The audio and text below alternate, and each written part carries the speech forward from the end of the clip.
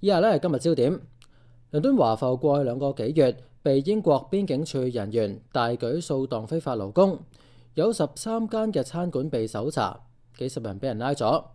有商戶就反映，邊境處人員執行任務時態度粗暴，使用侮辱性嘅言語。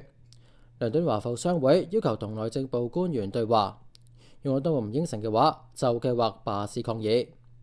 記者鄭煥志報導。倫敦華埠嘅商號過去2個多月來遭到英國邊境處10多次突擊掃蕩非法勞工。據商號反映，好多員工遭到邊境處人員用種族歧視嘅語言侮辱同埋粗暴對待。有人報稱喺掃蕩行動中失去財物，也有商號指出，邊境處人員在執行拘捕之後才出示搜查令，但發現原來搞錯了地址。為此，倫敦華埠商會委託監督警務行動組致函內政部要求解釋，他們還舉行記者會。佢哋仲舉行記者會，呼籲公眾關注。倫敦華埠商會話，佢哋正尋求同當局對話，如果不得要領，就喺10月22號舉行罷市抗議。如果佢哋係不睬不理嘅，咁打算喺2個禮拜之後咧，就會做一個抗議式嘅罷市行動咯。即係雖然罷市係好消極嘅方法，你唔做生意冇人理你㗎啦，係咪先啊？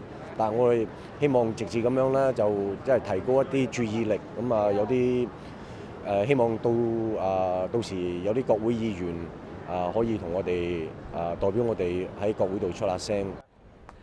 其中一個遭到突擊搜查嘅餐館東主話，邊境處人員異常粗暴，令人難以接受。We will work with immigration. We will engage with immigration. But the situation is that, number one, they're too heavy-handed. Number two, they're fishing. Number three,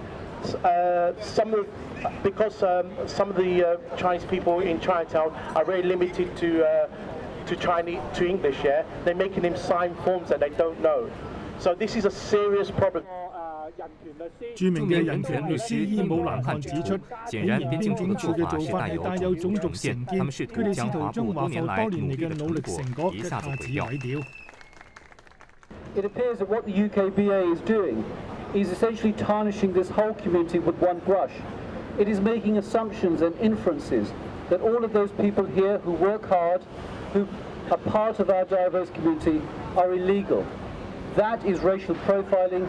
That is direct discrimination. That is illegal. That is unlawful, and action needs to be taken against it.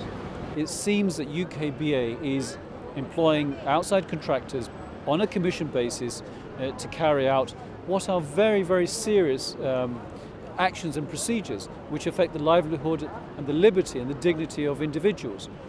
In that instance, what I would say is that the government and the UKBA should be taking that in hand so that there is accountability, so that you know if things go wrong who you can take action against or who is accountable for it.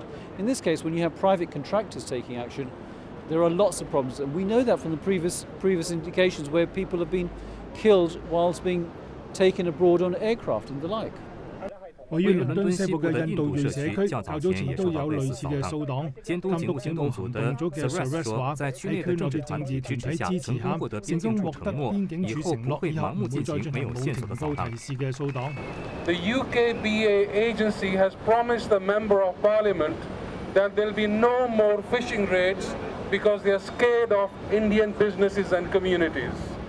Suresh 話：邊境處嘅資料顯示，喺全英國地，中餐館遭到突擊搜查嘅頻率遠遠超出比例，所以情況比印巴裔社區更加脆弱。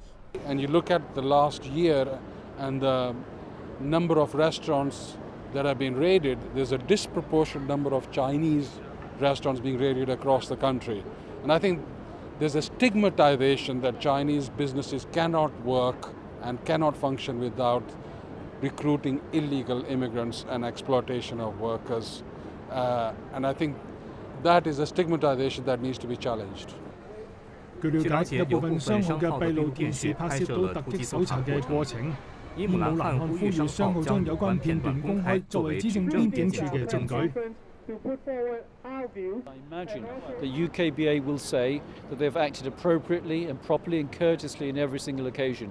I know from hearing from individuals that that's not the case. So if there is CCTV out there, make sure it goes out in the open and that we expose all the bad practices that are taking place.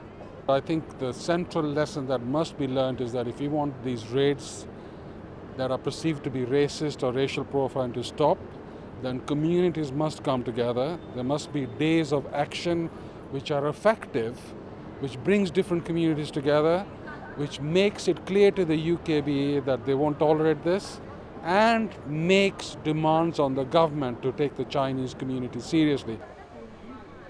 無線飛出台記者鄭煥智喺倫敦華埠嘅報導。